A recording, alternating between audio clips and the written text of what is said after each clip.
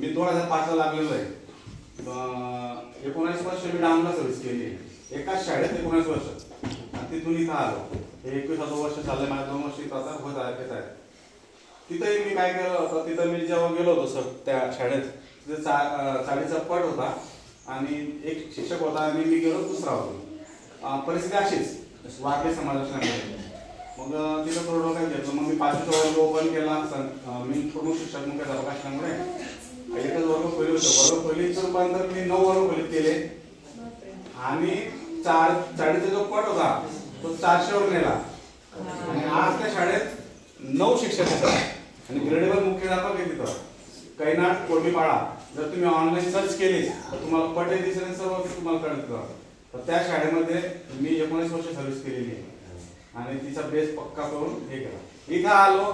इथं आल्या पण थोडं मला इथं हे झालेलं होतं, म्हणजे शाळा म्हणावी का काय म्हणावे असा प्रश्न पडला होता मला इथं. आल्या थोडं बांधकामाचं नॉलेज असल्यामुळे आम्ही याची दुरुस्ती करून घेतली लगेच आणि थोडंसं सिस्टमॅटिक हे झालेलं आहे. आता मला काय गरज होती, सगळं तर झालं आता, पण व्हिज्युअल्स आपल्याकडे नाहीये.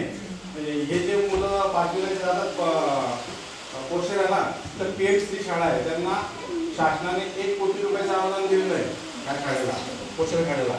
तर त्याच्या माध्यमातून त्यांना 40 लॅपटॉप आणि मोठे जे त्यांना TV दिलेत ना, ते टच करून लिहिण्याचा. मग इकडचे विद्यार्थी 5वीचे जातात, लोकांचे जातात. आम्ही तर असं आहे इथं नाही.